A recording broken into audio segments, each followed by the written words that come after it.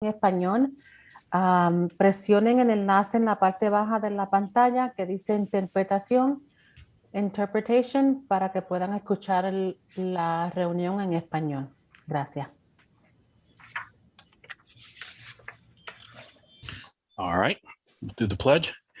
I pledge allegiance to the flag of the United States of America, and to the republic for for which it stands, stands, one nation, under God, God, indivisible, indivisible, with liberty liberty and justice justice for all. Thank you, Mr. Wilcox. Okay, so we will start with public participation.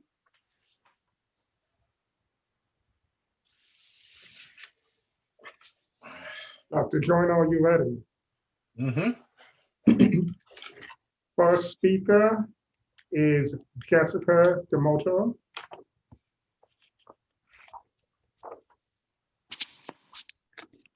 Hi, my name is, one second. Hi, my name is Jessica Domator, and I'm the school counselor at high school in the community. I'm here to make sure that it is still on everyone's radar that today was our 9th day back in school for hybrid and that we still don't have a school nurse.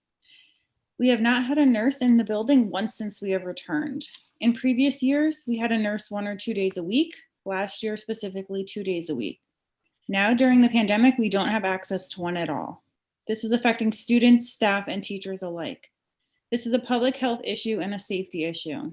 Next Monday, all of our hybrid students will be coming back 4 days a week, so we will have double the number of students in the building at once. Technically, all 269 of our students would come back 4 days a week on Monday if they wanted to. Will we have a nurse by then? We haven't heard anything. We trusted the NHPS administrative team when we were preparing at the beginning of the school year for our eventual return that all schools would have a nurse as promised. We were let down and we still do not have a nurse, not even a part-time one.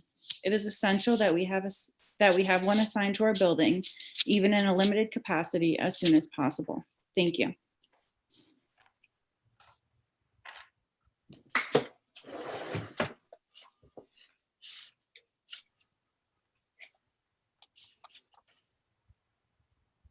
At this time, that that concludes all who have hands raised. I'm sorry, well, someone else has just come in. Kirsten, you may speak. Hello, everyone. Hold on a second before you start my timer. All right, I'll see you going.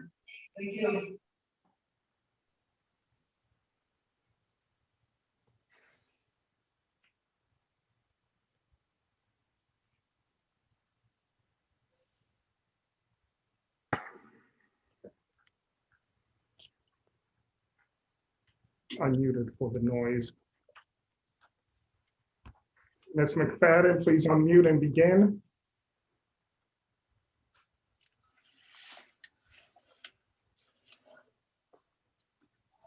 Unmute. There you All go. right. You can hear me now? Yes. All right. Can you still hear me? Yes. Okay. I'm using my phone. All right. So I'm Kirsten Hopes McFadden, and I'm here to talk about ADA. I'm going to read as much of this letter as I can. Recent events involving ADA accommodations are confusing at best and downright diabolical at worst. Prior to April vacation, many employees were similarly told that their ADA accommodations had an expiration date. This has never been communicated to us before. Our original letters did not have an end date. In fact, the following was posted on our union website and shared with union stewards at a meeting earlier in the year. Vaccinations. All teachers are encouraged to vaccinate as soon as possible. However, we recognize there may be extenuating circumstances for some of us. Vaccinations are not mandatory. We have received numerous inquiries on vaccinations and subsequent ADA accommodations. These accommodations are based on the doctor's assessments of the health situation of their respective patient, teachers in this case.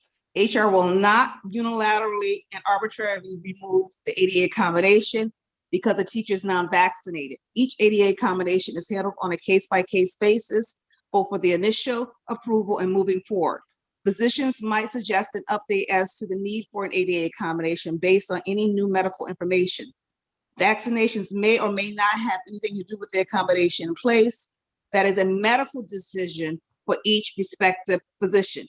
It clearly states that HR will not unilaterally and arbitrarily remove the accommodation because a teacher is now vaccinated. Not only did HR do this, but it also removed accommodations with no knowledge of teachers being vaccinated. Dr. White and Dr. Tracy both have repeatedly stated that they do not know who has been vaccinated and that the city is not keeping a record of it. In fact, Dr. White has repeatedly sent an anonymous survey to staff requesting vaccination information. It further states that each ADA accommodation is handled on a case-by-case basis for the initial approval and moving forward. However, HR sent emails to many staff members with the same date of return without any further documentation from the doctors or the employees. This was not done on a case-by-case basis. The union does allow that physicians might update as to the need of it for an ADA accommodation based on new medical information. However, vaccinations may or may not have anything to do with the accommodation in place. Finally, I would like to say that not only did HR do this, Finish your sentence. Doctor, can I finish my last sentence? Not only did they act as a doctor, but they didn't even give us our forms in time. They notified us on April 1st, but we did not receive our forms until last week, making it so that we would have to go to work today or take a sick day. I asked that be reviewed and that there a cease and desist to the unilateral and arbitrary removal of 80-day occur. Thank you. You're welcome. Madam President, that concludes all speakers with hands up. Thank you, Dr. White and Dr. Joyner. Okay, so we'll move on to the action items. Approval of the board meeting minutes for March 22nd and April 12th.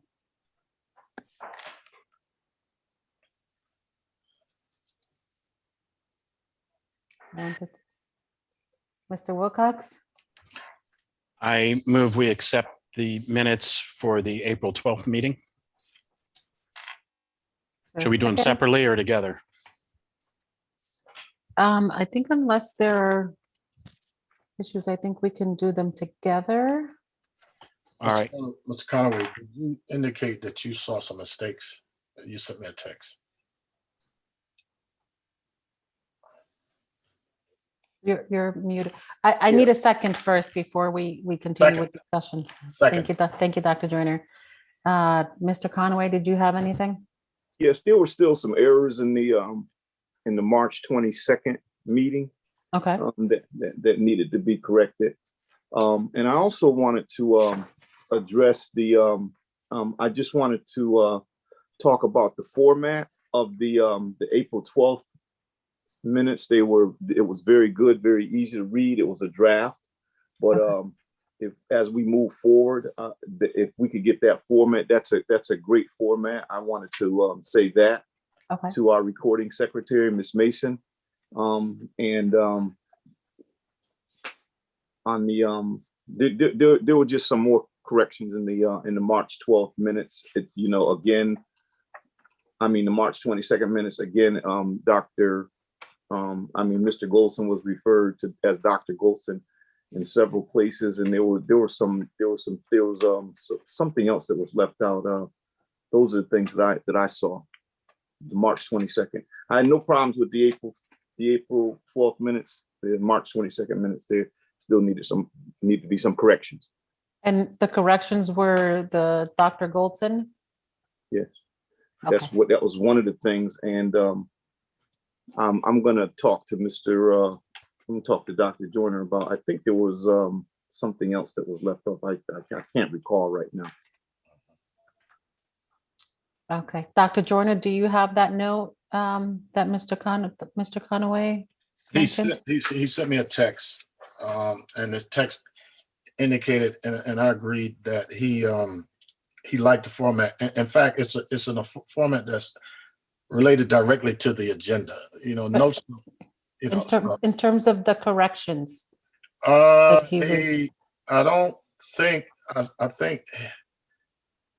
Okay, he said Actually, he just mentioned that there were several mistakes. He didn't know, he didn't say what they were. And what I had asked at the last meeting is that people send that directly to the recording secretary so that she could have, and in as timely a manner as possible.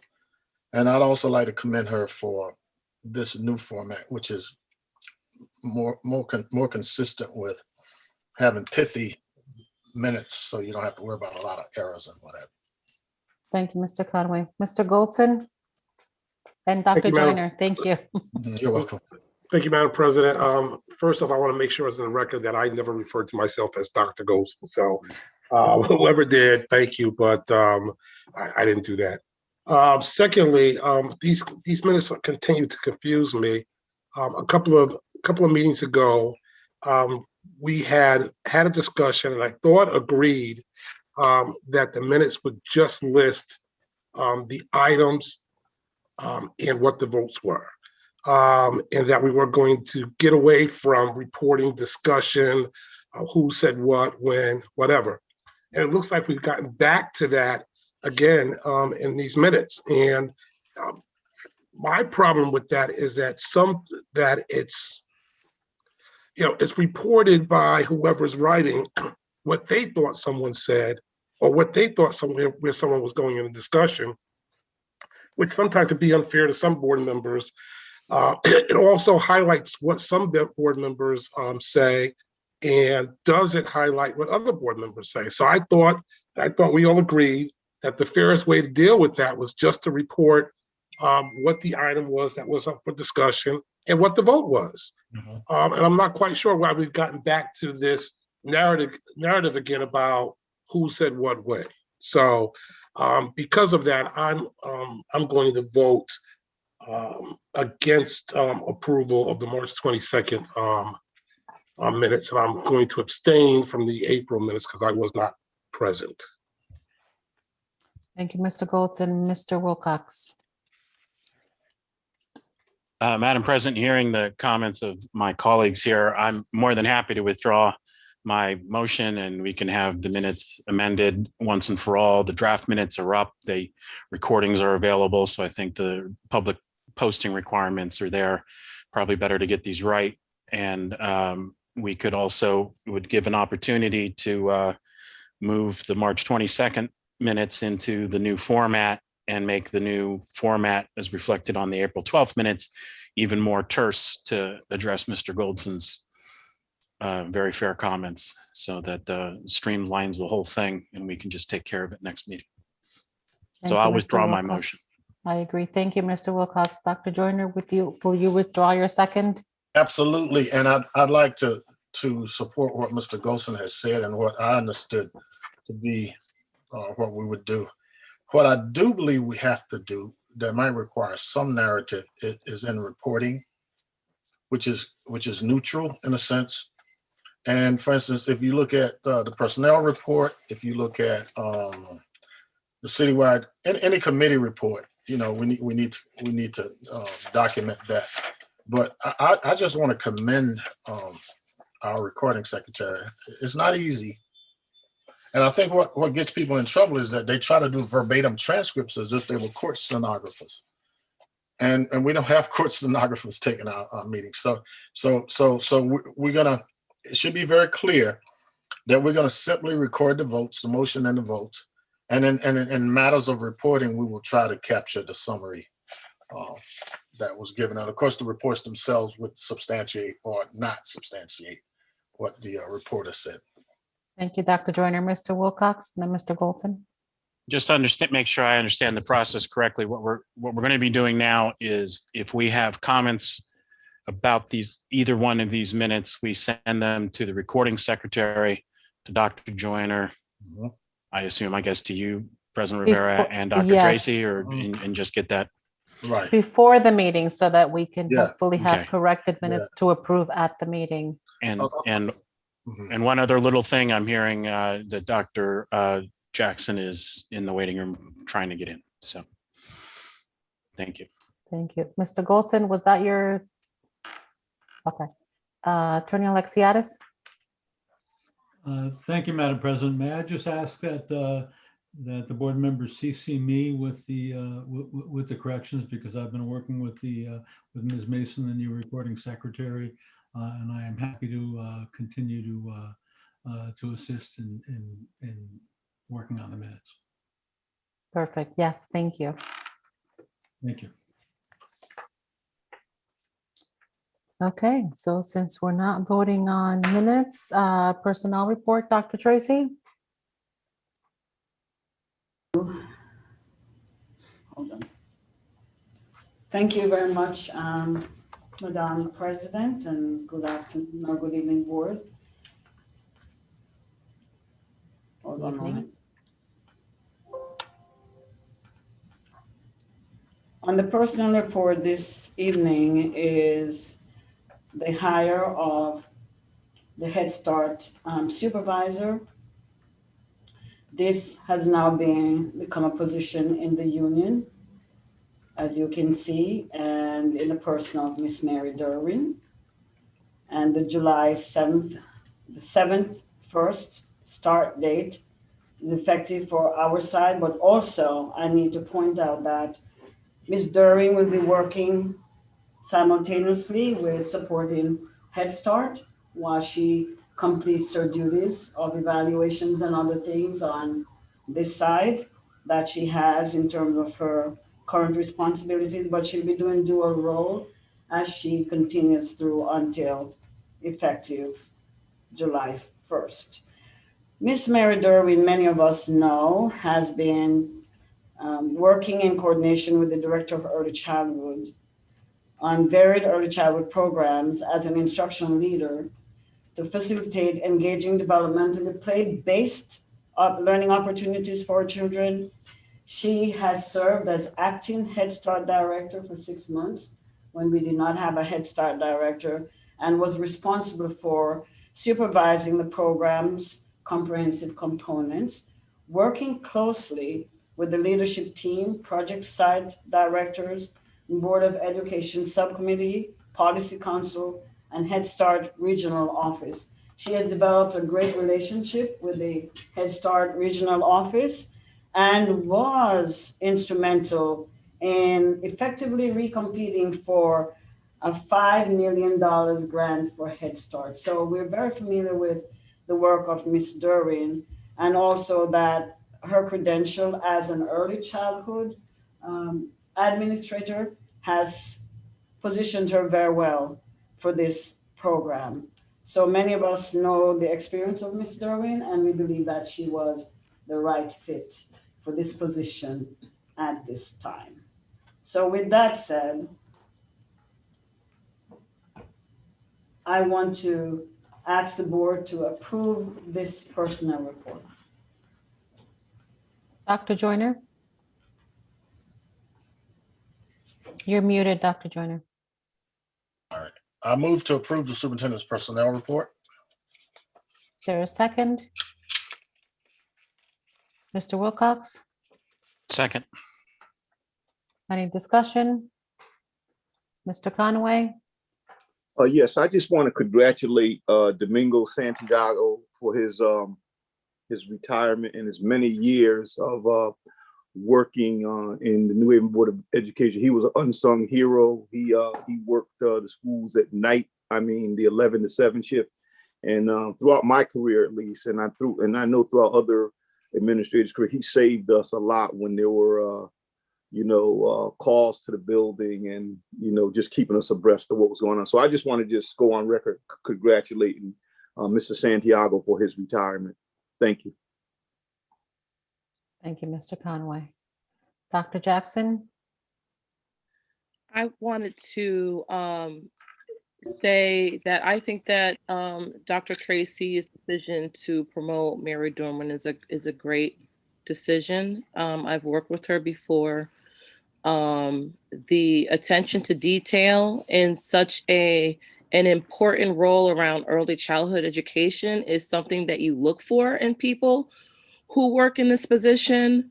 The years that you didn't say how long she's been with this, but she's been with the district for a little.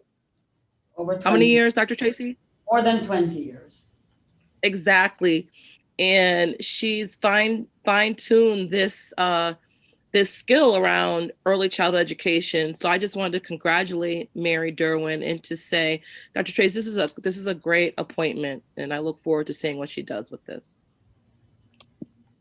Thank you, Dr. Jackson. Dr. Joyner?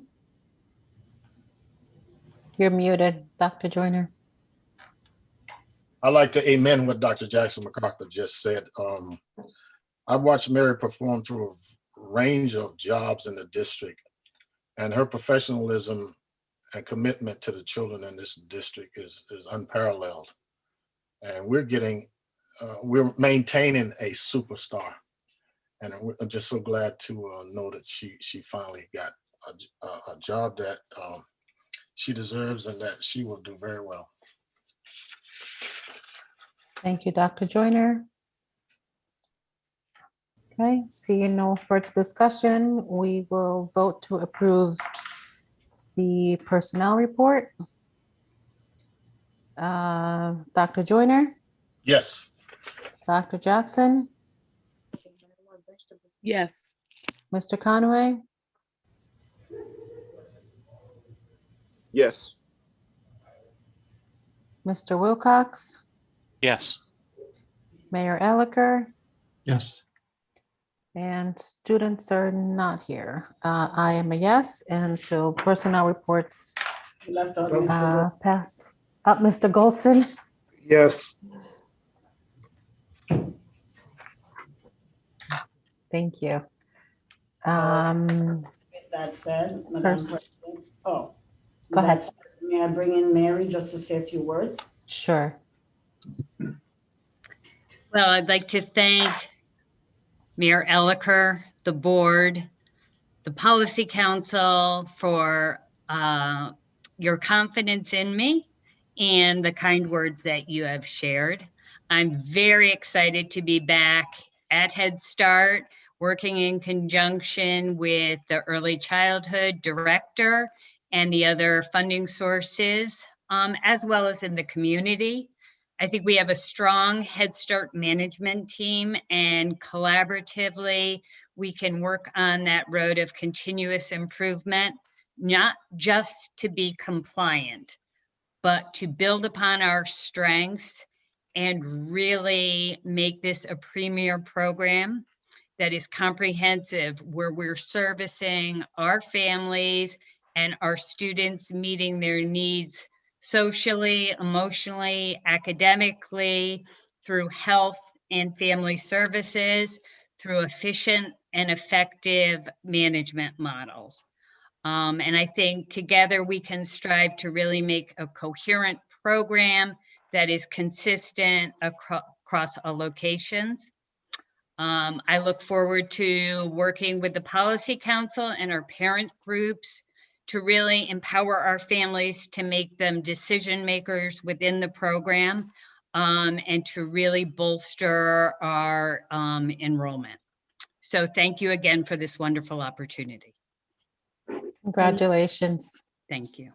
Thank you, Ms. Derwin, and we inadvertently left out her resume out of the packet. If you notice, Lisa Mack recently emailed to all the board members. Sorry about that. That ends my personal report. Thank you so much. Thank you, Dr. Tracy. Finance and Operations Committee, Mr. Wilcox. Okay, couple things to note before I present the motion. You have found in your packets, and it's posted on the website, a couple of reports I wanted to bring to your attention. One is we've been looking quarterly reports at the Echo Urban Pioneers hourly true-up, and the administration, but the information is presented in your packet, and the administration's confident that they're going to be on track this year, particularly with the increased amount of time that's going to be necessary for enhanced summer programming, AKA the Summer of Fun. And the second thing is a little bit less good news, but it's improving news, is that we've also included the food service projection report. We're currently, Mr. Gormany is projecting a deficit of about 2.7, just under $2.8 million, which is, so it's an improving picture over last time, but still a deficit. One good bit of news that was presented to us is that it does look like the ARP funds, and I'm trying to remember, but it's the large amount of money that's still coming to the district. It does look like it'll be allowable to cover food service deficits that are due to COVID. So more information will be forthcoming, and we'll certainly share that with you.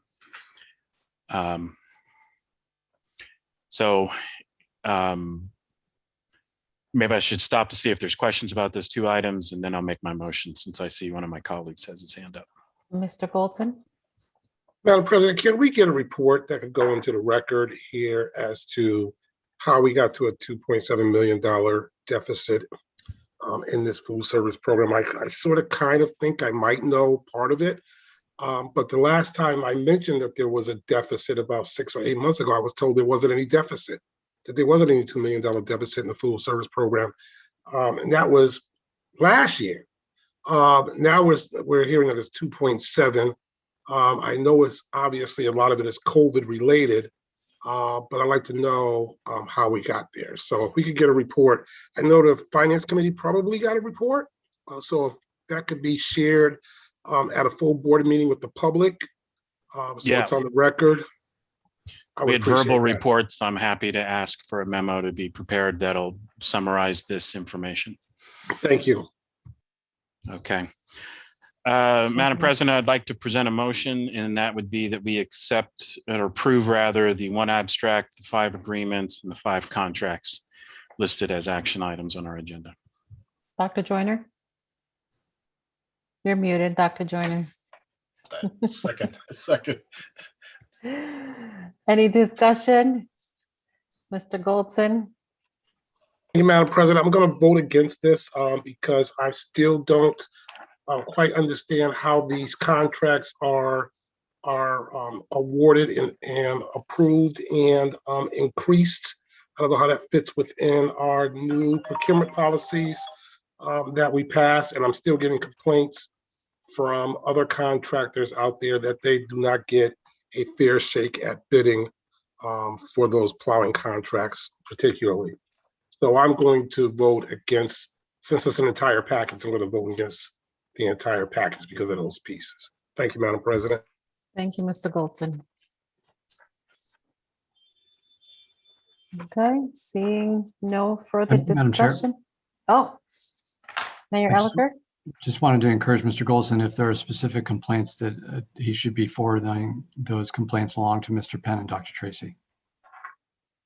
Sure, I'll be happy to do it if those contractors would like to do that. Absolutely. Thank you, Mayor Elicker. Mr. Goldson? Okay. Now, seeing no further discussion, we'll vote on the finance and operations items. Mayor Elicker? Yes. Mr. Wilcox? Yes. Dr. Jackson? Yes. Mr. Goldson? No. Dr. Joyner? Yes. Mr. Conway? Yes. Students still not here, and I am a yes, and so the F&O items pass. And so we'll move on to the superintendent's report. Dr. Tracy? That's coming up very fast. Thank you. Moving on, the next report I have is to give the board an update on the magnet lottery process we just had not too long ago. Could you please invite Mr. Marco Middleton? And Michelle Bonanno. And Michelle Bonanno.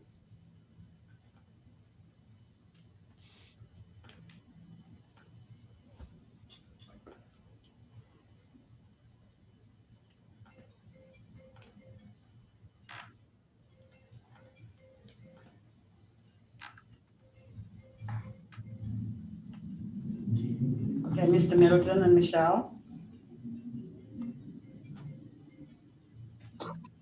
I'm here. I think we're waiting for Markwell, as I know he's leaving tonight. He's here. Good evening. I'm here. Can I share my screen? Is that okay? Yes, I think Dr. White has to give you sharing think he just privileges. did. You're good. Yep. So good evening, everyone. Thank you for having us, myself and Michelle Bonanno here, just to give you a quick, brief update on the 2021 school choice lottery cycle. So just quick, we know we have a district-wide school choice process, which is pretty extensive, where families are allowed to pick from a variety of different school types. So you have them listed here. However, one thing I do want to point out, this year we had a total of 4,831 unique applicants across grades pre-K to 12, and those were successfully submitted. One thing that was a little bit alarming and shocking, but we also expected, was that the applications were down. So we saw about a 31% decrease from the previous years, where every year before we're about 7,000 applications. So that is both good and bad, and we'll talk about why that is so. We wanted to make sure this year that our process was easy to understand, so we broke it out into 4 steps so that families and school staff understood. So it was explore, apply, accept, and register. The application was open on February 1st, 2001, and families had 5 weeks, so the application was due on March 5th. And we successfully did provide the results to all applicants on April 2nd. So just about 3 weeks ago, everyone got their results. And in this time, parents had to accept or decline their seat offer, and new students to the district were required to register. I do want to stop and say thank you to Michelle Bonanno for supporting our office and supporting me in this work, but also to my staff members who they've been there throughout the pandemic helping families. And we really had to adjust because of COVID, and marketing and recruiting is not as easy as we had thought in some aspects. Each year it's in person. We have our school choice fairs, so we had a lot of great things going on, but really wanted to make sure that our process was easy to understand as possible and transparent. That's a big part of what we do in our office. So when we look at who's applying this year, of those 4,800 some odd applications, 3,579 came from students who identified as New Haven residents. I'm sorry if you hear my daughter in the background. And 1,378 applicants were from non-residents, who we typically refer to as our suburban population, who are able to apply at those inter-district schools. What we saw is that applications were down in both the markets, both in the New Haven market and in the suburban market. What does that mean? We hope that what it means is that families have applied before, particularly our New Haven families have applied in years prior, maybe last year, and landed at a school that they wanted to go to. And they're content and super excited about being there, and they're not reapplying. We're also looking at some of the data to see who are the students that are jumping in and reapplying year after year in the lottery, to see are there some trends and how can we support those families.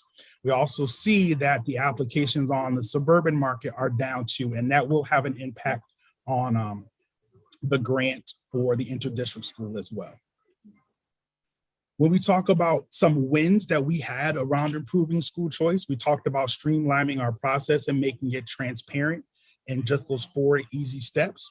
We successfully hosted a virtual school choice expo, we got really good favorable feedback from families and staff that it was enjoyable, that they got their questions answered, and that we did a really good job. One thing I'm proud about is we had our school counselor work group, which was year 2 of this group, where we met with about 5 to 7 school counselors to really iron out the process. So particularly those rising grade 9 students were able to understand the process, as well as their families, know the options available to them, because we know this process can be a little bit anxious for some families. So we also, with that group, we launched a survey for students where they could identify their interests and sort of help them better match to schools that are really good fits for them. We also implemented what's called the Kindergarten Pledge, looking for our suburban pre-K4 families to give us a try and to stay with us for kindergarten, asking them to pledge to give us a try at their current schools. Many schools did a great job marketing to their prospective students, highlighting their themes, even in the pandemic. We also launched what's called the School Explorer tool. So in working with Princeton University, this tool allowed us to show virtual tours of some of the magnet schools. So parents who would not have the opportunity during this pandemic to go in and tour actually got to see what the inside of the school looked like. So that was great. We also allowed parents to evaluate the risky applications. So we know that some schools are really congested. There are a lot of students applying each year, and it seems like they're never able to get in. But we wanted to show parents what's the likelihood of getting placed at that school if you simulate your results. So that was a public tool that anyone could use. We wanted to be, like I keep saying, as transparent as possible. And we've done a lot of data cleaning with the process. The last thing we did as a win is ensuring that messaging around school choice was consistent. So we worked with schools, guidance staff, parents, and students to ensure that the messaging around the school choice process was all on the same page. Areas of improvement, we want to look at parent education, continuing to help parents make informed decisions about the school that's the best fit for their child. This year, we're calling it disappearing wait lists. Our wait lists are very short in many of our schools, and in some schools where we had laundry lists of wait lists, they're not there anymore. So there are some schools by grade that we don't even have wait lists. So that is going to impact enrollment going forward. We are not projecting that enrollment district-wide is going up. In fact, we see very low enrollment in kindergarten next year based on who's registering. And additionally, our pre-K population. There are some schools where the pre-K wait lists are very, very small. At one school in particular, at Brendan Rogers, there are many open seats in the pre-K program. We've offered those seats to other families that are on wait lists from New Haven at other schools, but we haven't had anyone shown interest yet. We are working with the district and Dr. Tracy to see how we fill those classrooms to the best of our ability. But the wait lists are smaller, much, much smaller this year. So the big thing we want to know are our placement results. This year, we're proud to say that 64% of all the applicants were placed at one of their school choices during the initial placement process on April 2nd. So that does not include students that will move from the wait list and land into one of their desired schools of choice. This is just on day one. And of those 64 applicants that landed at a school that they listed on their application, 56% of those were matched to their first choice of school. So we're really proud of that. Students not matched to any of their choices are on the wait list until October 1st, 2021. And our office will be working strategically, very diligently to fill as many seats as we can. I believe that's it. So that is my presentation for today. I don't know if there are questions, or Michelle, if you have anything to add. We are a team. That is true. We are a team, and that's really all I have to add. I think that Marquel covered the big ideas, but we are both here to answer any specific questions that the board may have.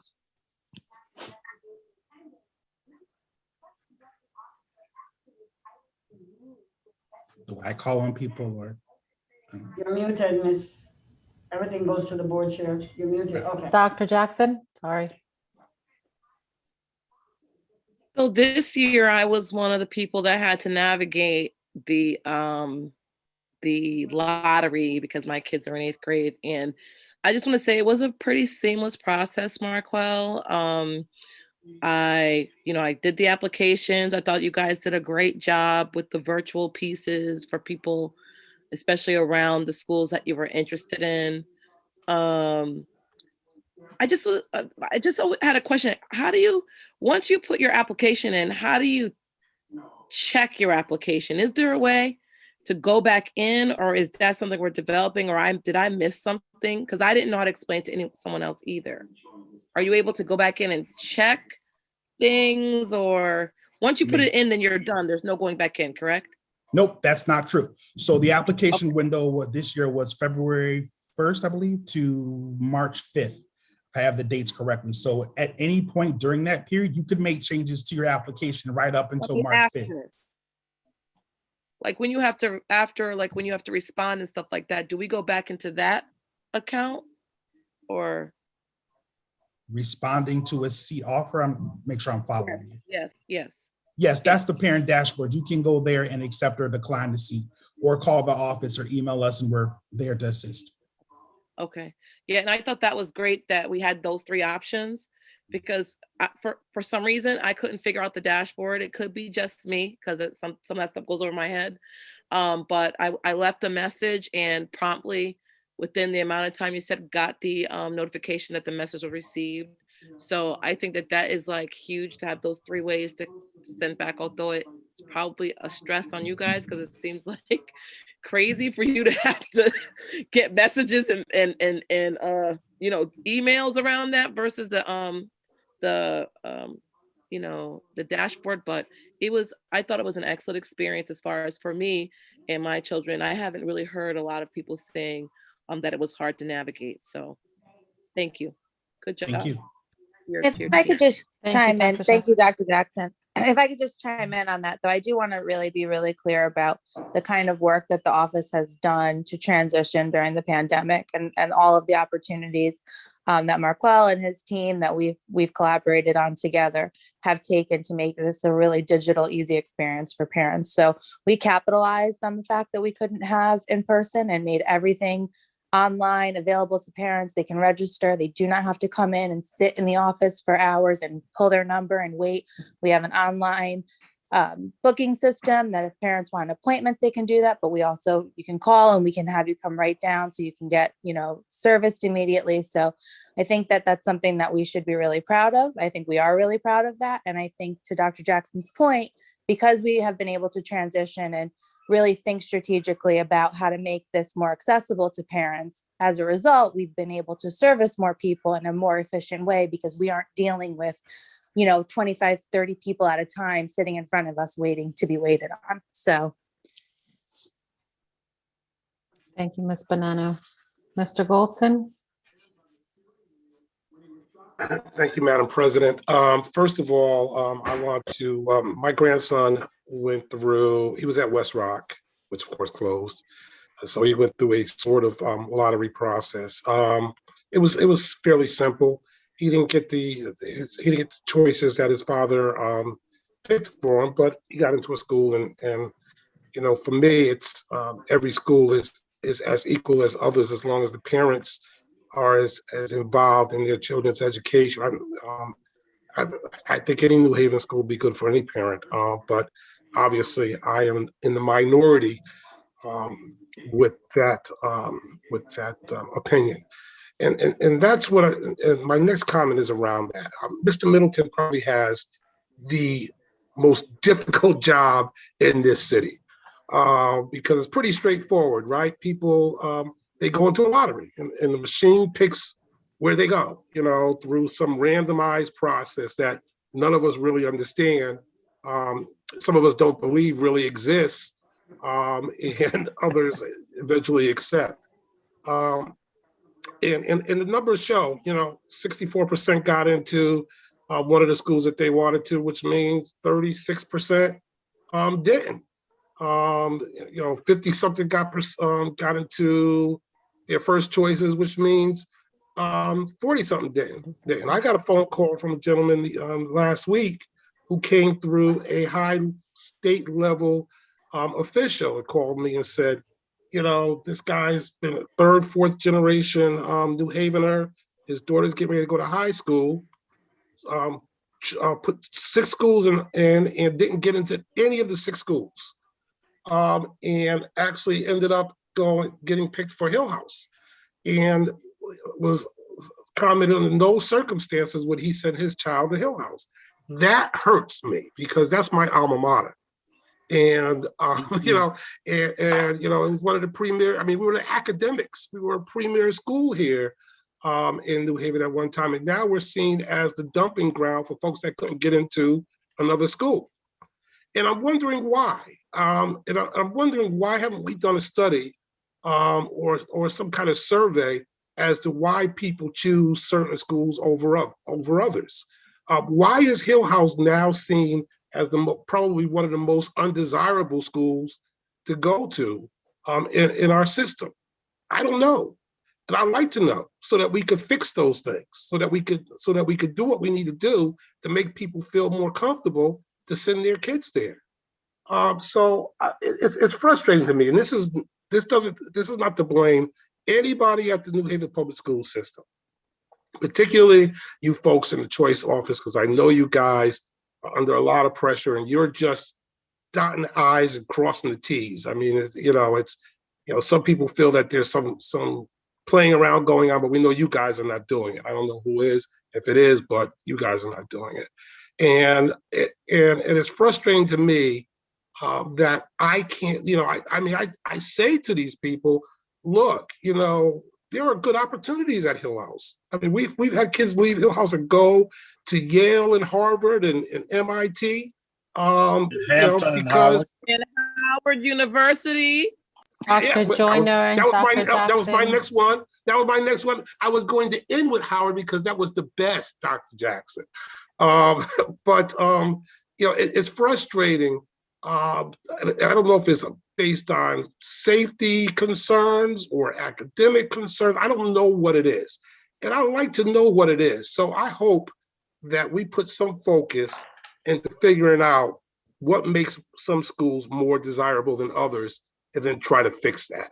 Because at the end of the day, we can't have 40 odd percent of our parents not happy with their educational choices for their kids, because that's probably, when you're a parent, that's probably one of the most important things that you worry about. I mean, you decide where you're going to move to based on the school system for your children.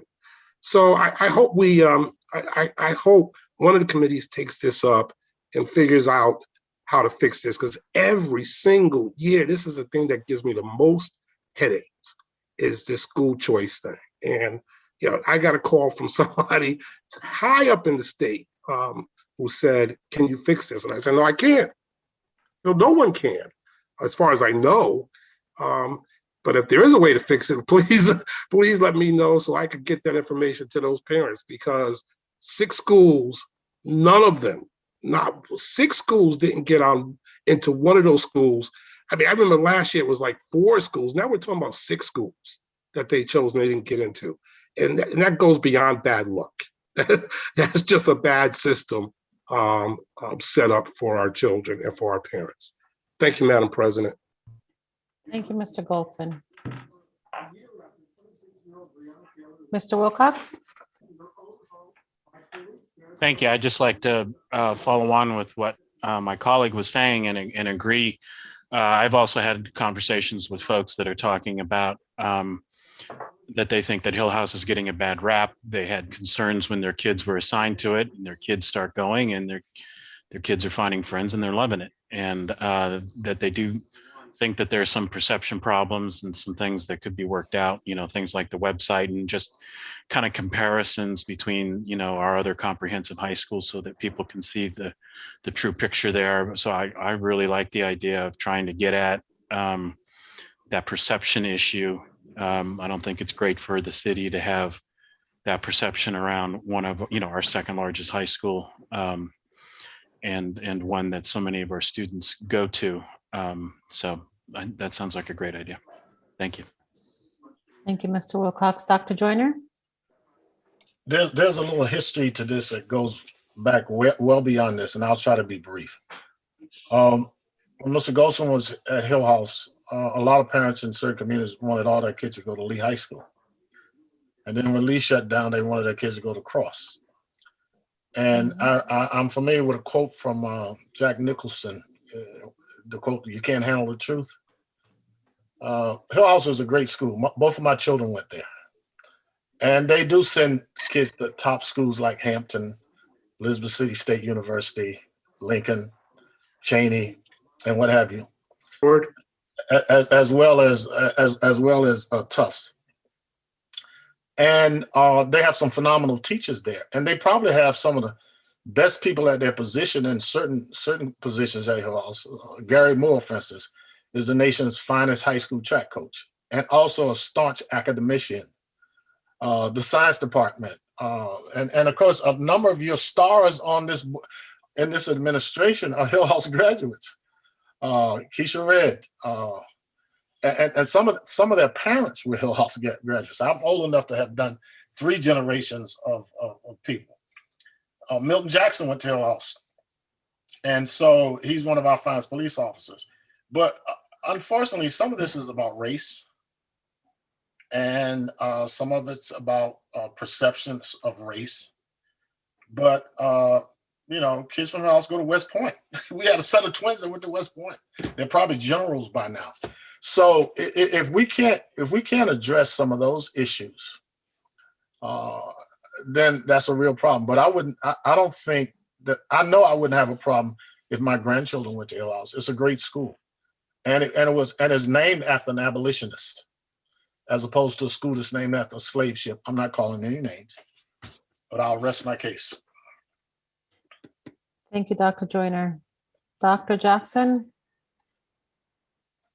I just want to piggyback on Dr. Joyner. I have a child that will be at Hill House, and I'm happy about that. My brothers are happy about that. Yes. And that's a choice that was made. It wasn't a dumping ground. It was a choice that was made because of the program that one of my children is going to be in.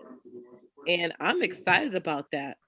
And some of the things around perception of Hill House, and we know that up until Mr. Middleton actually helped to switch this around, because we had people from the Westville side of New Haven circumventing Hill House to go all the way over to Cross. And there has been some discussion and movement around saying, hey, don't go all the way over there. From what I understand, they had some people that would have usually gone all the way to Cross actually go to Hill House over the past year or so. I think that and not just one of my brothers went to Hill House, both my brothers went to Hill House. I didn't go to Hill House because we didn't live in Hill House community. We lived on the other side of town when I went to high school. But it is a racial issue. We know that the city has things that we're tackling, and you know, Hill House is viewed as the Black high school. And unfortunately, some people feel some type of way. And that's something that we as a board and as a community need to change. It's a great school. We have a lot of academics that are going on there that are springboards for our youth to do great things in society. So I'm just saying that I feel bad that people think that about Hill House. And I hope that we could work to change that, because it is a great school. And as with any place you go for education, what you put in also is what you get out. So if you're not going to study at Hill House, you're not going to study anywhere else. It's there's a lot of factors. So go Hill House. I have an academic in my house as of September 2021. So I'm excited, and I'll do anything to help with that. But Thank you, Dr. Jackson. Mr. Middleton? You're muted. You're muted. Yes. Are you just coming You up? had your hand up. Yes, I just want to echo what some of the board members have said. I too am a proud Hill House graduate. So I've had families come to me, to my office, or call and say they don't want their child at Hill House. And I always give them my story, that you can make it there. And school is what you make it and what your parents help you to put into your education. So there are limitless opportunities. I will say that my offices will be working with Mr. Worthy, Principal Worthy, on some marketing initiatives. And I think this is a great possible avenue for us to work on school integration and turning around the perception of Hill House through the Bridges Collaborative partnership that Assistant Superintendent Hannons is leading. So I think we've got some work ahead of us, and we're willing to put the work in. Thank you, Mr. Middleton. Mr. Conaway? I just want to ditto what many of the board members have said. And I like Mr. Middleton. He said exactly what I was going to say, but I think we need to collectively need to do a better job in promoting our schools and the positives of them, move away from the negatives. It's all, I think marketing is going to help. And I just want to go on record saying that Hill House is a great institution, the home of the academics. Thank you. Thank you, Mr. Conaway. Mr. Goldson? You're muted. Thank you, Madam President. I have no doubt that some of the issue may be race related. I have no doubt that some of that is, but I don't think it's just that. And I got to tell you, I believe that, and I hear from a lot of Black parents that don't want to send their children, their relatives of mine who called me and said, I cannot send my child to Hill House. And there's a perception out there, not even so much the academics, there was a perception out there that there was some sort of violence, that there were gangs, that there were all kinds of other stuff going on in these schools. And the problem that we have is that there is a whole another world out there that communicates with each other that we're not a part of. These kids on Instagram and all kinds of other internet related stuff. And they're communicating between themselves. Kids are posting videos of fights at these schools. They're posting videos, all kinds of other stuff that we never see because we're not a part of that world. And I think that race is probably a factor, but it is not the only factor. And if we just dismiss it as that, then we're going to miss that boat. We're going to miss the opportunity to figure out how we could make some positive marketing changes out there. So I hope that we just don't dismiss it as some people disgruntled because it's mainly race related and forget about them and let's move on. I really think that we need to take a really in-depth look at what's going on, because it's not just Hill House. Cross has the reputation also. I'll never forget 2 or 3 years ago, there was a video that was circulating about a fight in the cafeteria that seemed like it went on forever, between these two people, because there was no one there to intervene and stop it for a while. So I hope that we don't just assume that it's this race-related thing and don't look at other factors that may be involved in the decision-making processes for some of these students and parents. Thank you. Thank you, Mr. Goldson. Dr. Tracy, the ESSER 2 funds allocation? Okay, so as I listen to the board members and I'm dithering what many are saying about it's not just about Hill House, it's also several of our elementary schools that are seeing that light as not being desirable places for parents to send their children. And many of them have tried to do some transformative stuff in their buildings, having theme-oriented programs. We have funded or put a lot of dollars into many of these schools to change perception. Unfortunately, it still lingers. So we're going to have to convene and look at what else can we do that parents see all our schools, and I say all, every single one, as desirable places to send their children. And so that's going to have to be a concerted effort on all our parts. And I know Markwell has made a lot of changes in the magnet process. And I know Hill House right now is working on some great things with Ms. Hammond's that they're going to unveil as part of their strategy for enticing more families into their schools. So thank you so much. With the ESSER 2 piece, board knows that last time we shared the priority areas with the different pieces under each priority area. We have submitted a grant in our e-grant system, I think it was last week. And now, Ms. Hannes, it's in your packet where we have attached the dollar amounts to the different priority areas. So Ms. Hannes? Good evening, and thank you for the opportunity to present to you this evening. I'm just going to share my screen real quickly. It's just really one quick slide. If I can find the PowerPoint. There we go.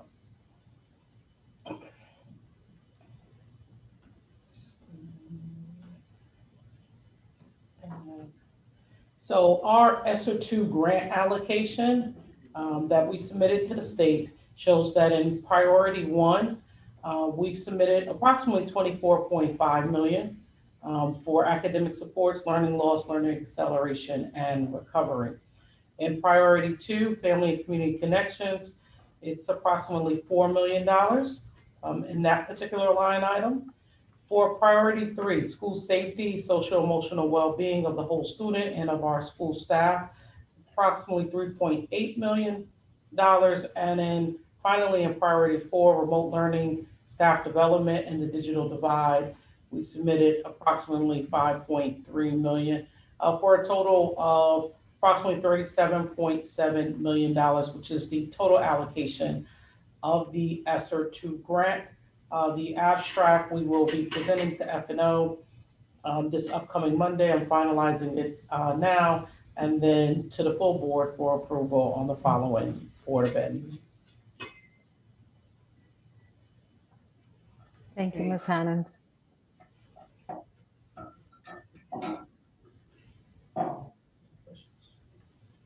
Are there any questions or concerns? Okay. Okay. Go ahead, Dr. Tracy. Does that conclude your report? If there are no questions, that ends my report. Thank you. Thank you. All right, so then in terms of president's report, because I don't see any of the students here, I emailed all board members earlier today just to inform you that Mr. Conway, Mr. Wilcox, and I have met to discuss the board retreat, plan the board retreat. We discussed having 2 3-hour session trainings and discussions regarding around the bylaws, the Robert's Rules of Orders, Code of Conduct, ethics, goal setting, and Ms. Velasquez, hopefully courageous conversations, just how to govern within that framework. And I just asked you all for input on topics and days and times of the week where you think will work best. We don't have to discuss it here. Just make sure if you can please get back to me by the end of the week. I want to start talking to facilitators this week and pin down some dates when we're all going to be available and they're going to be available. And we're hoping to get this scheduled by the end of May or the first week of June. So if you can get to me by the end of the week, that'd be great. Also, we'll need to schedule a special meeting between May 26th and June 4th. We believe that the Board of Alders will finalize their budget May 26th, and our CFO's last day will be June 11th. Our first board meeting in June is June 14th, and so we want to make sure that we meet before the CFO leaves to finalize everything with the budget.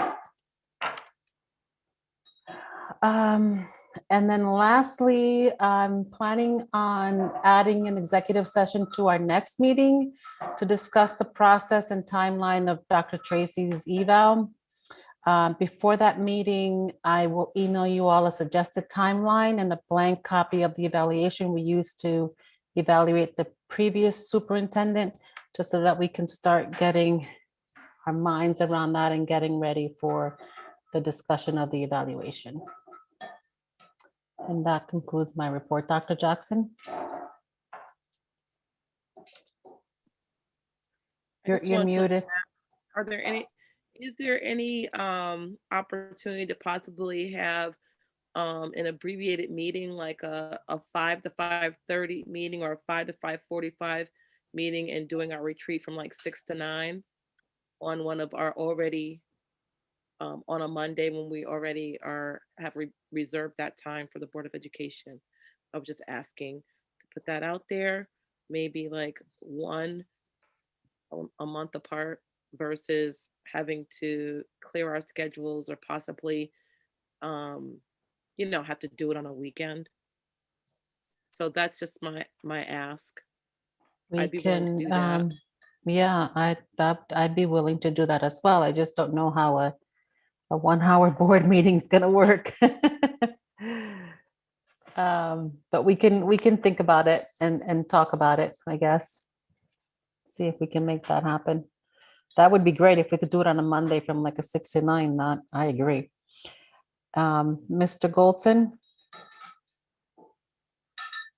You're muted. Madam President. I'm going to buy myself a t-shirt that says you're muted, and I'm going to stand up every time. Thank you, Madam President. Just to, since the school system has deemed that that is safe enough for kids to go back more and more now, and more days now and social distance for less distance, based on CDC and other science. When is this board going to start living the way we've asking our parents and our students to live, leading by example, and start meeting in person? Is there any discussion amongst the leadership about when that's going to happen and how that's going to happen? I noticed some board members, like our resident doctor, who said she's not going to meet in person until this thing is totally and completely eliminated. But I think we should at least lead by example and at least try to put together some meetings where we do what we tell people to do. You know, if they get into the schools and be safe, we should be able to do the same. So is there any timetable on that, Madam President? There isn't. We haven't discussed it, but we can.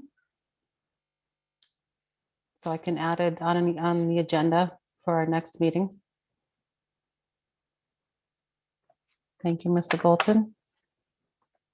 Any other questions? Okay, Head Start report, Mr. Wilcox. Dr. Jackson had her hand up. Oh, Madam Chair. Dr. Jackson, you're at the bottom of my screen now. Is this a discussion that's going to be had in public, in a meeting? And is it going to be an agenda for the next meeting? Well, I think if we're all going to discuss it, then it's got to be at a board meeting. So it can be on the agenda for the next meeting. And just for clarification to my colleague, are you saying we meet in person with the public also there? Is that what you're saying? That's what I'm just wondering, is that what he means? Mr. Golson, go ahead. Madam President, Dr. Jackson, I'm not saying anything. I'm asking a question. I don't know if there's been a discussion about a process, how we do that. I think that any board member that didn't want to meet in public could still call in. Our bylaws allows for that. So it's not a question of whether board members will be forced to enter the schools. It just be a question of how we will start to mainstream back to the normal. And you know, if we're asking our teachers and our parents and our students to do it, then we should be at least having a discussion about how we do it. I don't know how that will look. That is a discussion we have to have as a board. Thank you. Thank you, Mr. Golson. Dr. Jackson, Dr. Joyner, I don't want to get into this discussion now. That was my I can point. add it to the agenda. I want to, yeah, Right. thank you. I was going to make the point that we're getting into the discussion. Yeah, exactly. And I think Dr. Jackson raised some good points about, you know, the conditions, context. Agreed. And it's also, it's a false equivalency to compare us to people who are paid to come in and have insurance and all that other stuff. But I don't want to get into the discussion. Thank you, Dr. Joyner. Head Start report, Mr. Wilcox. President, our students are not paid to attend school. We're gonna, Mr. Golson, we're gonna move on. Okay. Thank you. Mr. Wilcox. Yes, thank you. This will be brief. Our next meeting is going to be on May 20th at 5 p.m.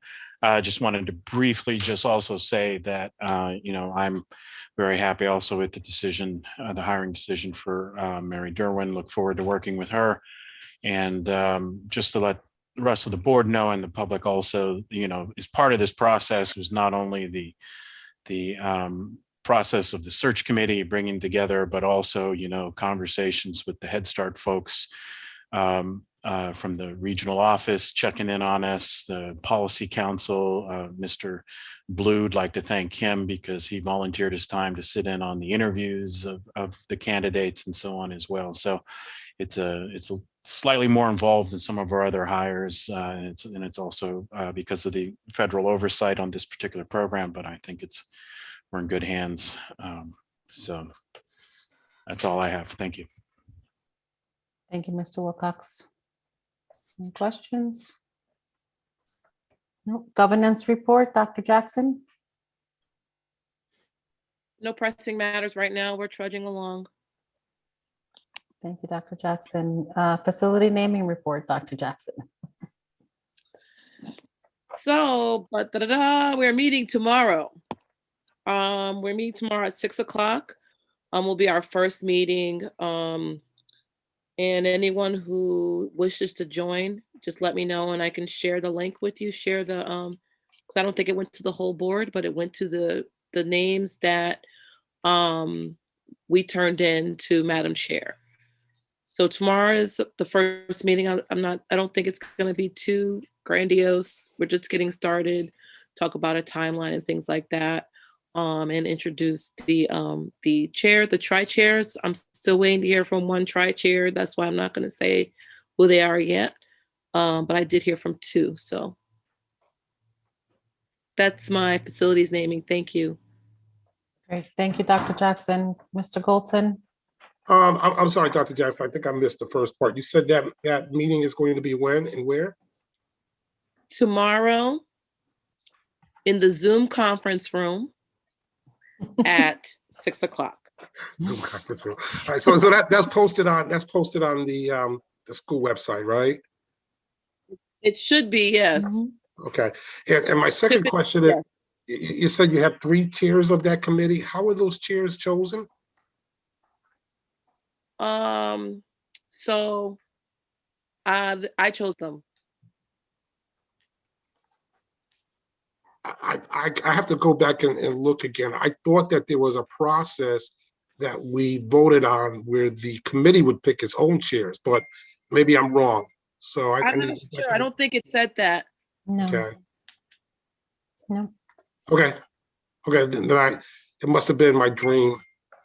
I must have wanted that so bad. I saw it somewhere. All right. Thank you, Madam. Thank you, Dr. Jackson. You're welcome. Thank you. Teaching and learning, Dr. Joyner? Yes, we had a robust meeting, and we actually, one of the major areas of concern that I want to talk about first that will call for some action is that COVID has presented a lot of problems for our students in terms of access. And some of them have not been able to get the number of credits, even though they've met the state requirement. And of course, I just want to go over this and commend Mr. White, Dr. White, for writing such a concise memo. What we're asking is the board to give Dr. Tracy support for allowing any student to graduate from high school who has satisfactorily completed a minimum of 25 credits and 4 credits in English, 3 in math, 3 in social studies, at least 1 half credit in civics and American government, not fewer than 2 in science, so that's 2. 1 credit in physical education and 1 in fine arts or vocational education. This coterie of credits meets the state, it actually exceeds the state requirement for graduation. Unfortunately, we have differing standards across the district, and it's something that the board and the superintendent will have to work on going forward. Any student that meets that requirement, but also has fewer than the number of credits prescribed by their high school, will receive a New Haven Public Schools diploma instead of their specific school diploma. It will not jeopardize their transcript because the transcript follows the students back to the school. For instance, if a student is at co-op and co-op requires 29 credits, then that student can graduate with 25 credits because it exceeds the state requirement. And this is just for this year. This is a COVID only recommendation. And of course, the graduation policy will be referred back to teaching and learning for full policy review. And we'll work hand in hand with governance so that we can recommend something to the whole board. Mr. Conway? Do you need a motion on this? What we could ask for is that, are there any objections on the board to it? But if you want to do it motion wise, it would be nice if it were unanimous. I totally understand, you know, what you're asking for. And I do understand that that exceeds the state requirements. And I have no problems with it whatsoever. None. Thank you. Yeah. Thank you, Mr. Conway. Mr. Golson?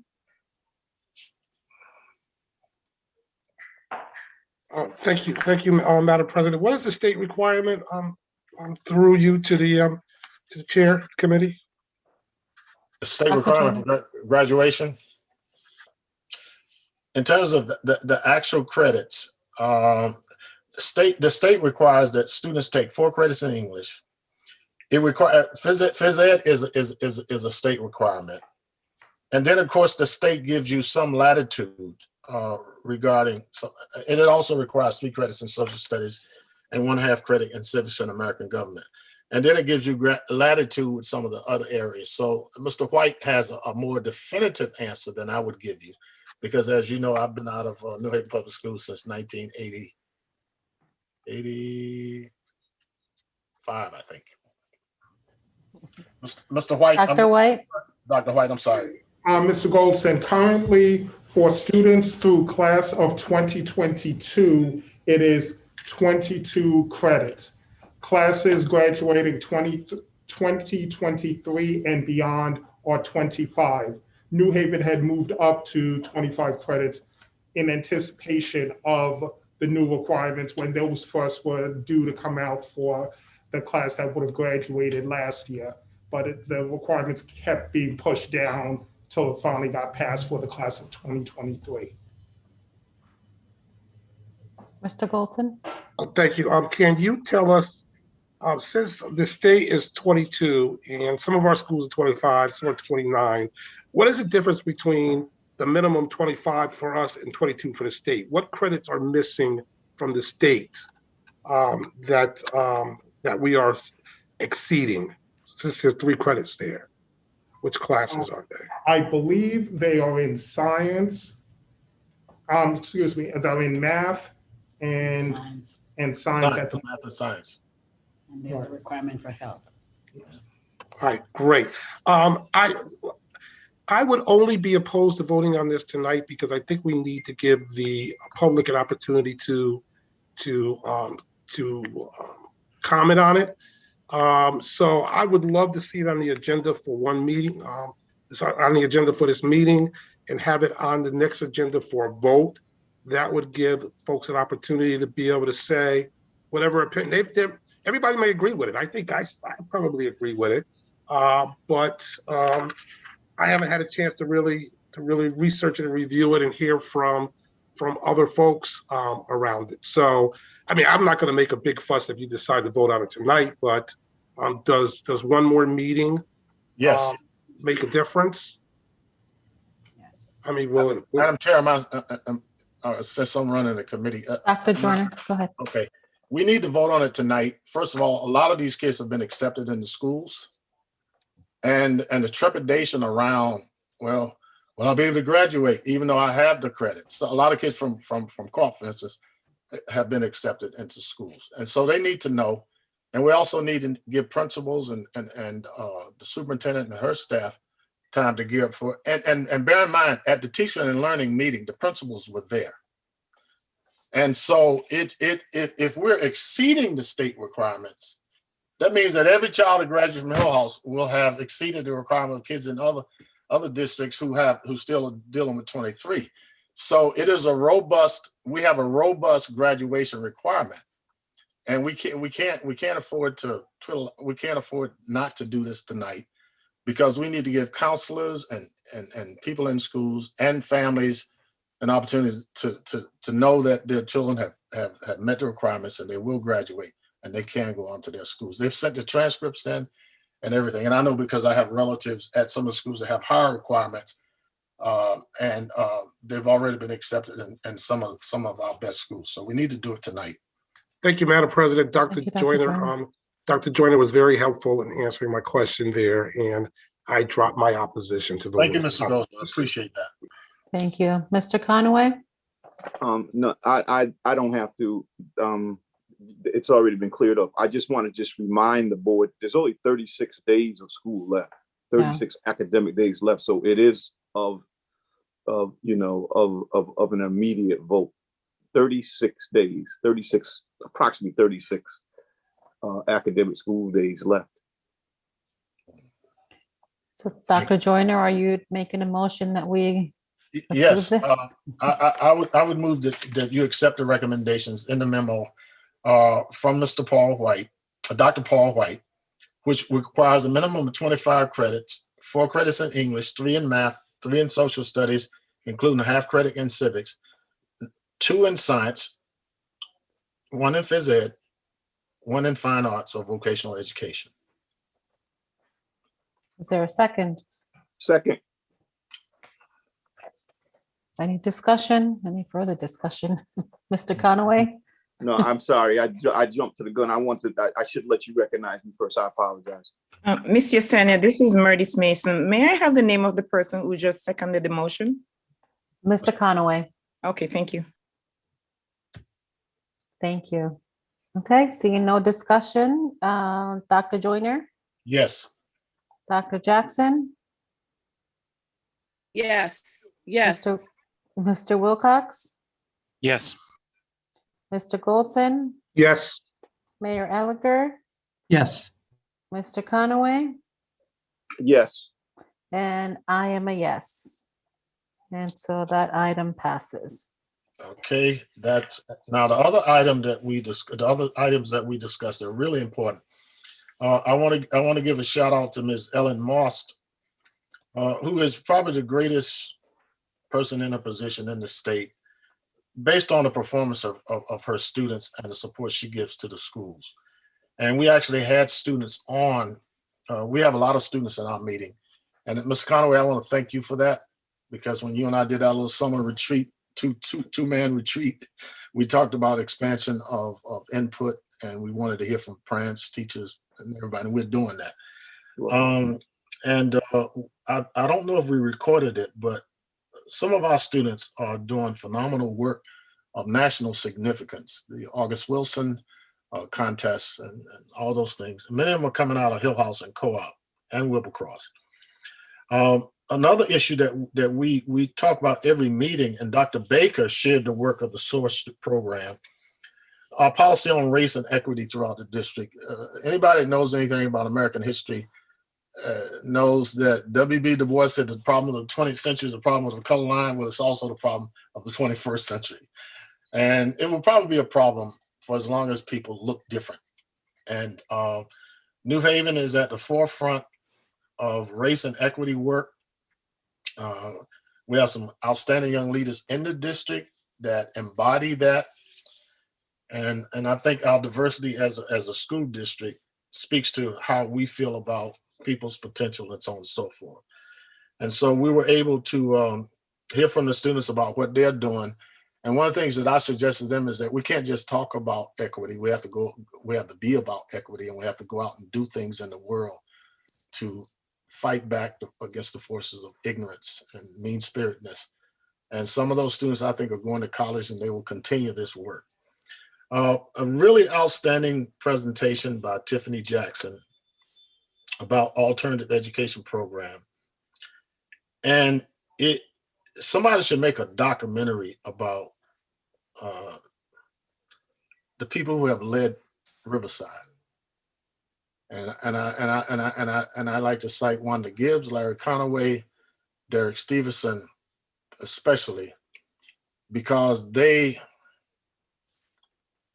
are consummate educators with a profound compassion for kids who are born in hard places.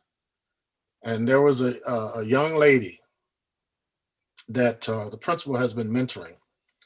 And a lot of these children have children. And I can say that Derek Stevenson went around the city during the Christmas holidays to try to get support for the kids so that their children could have gifts. Some of the children had housing problems. They really do suffer the slings and arrows of outrageous fortune.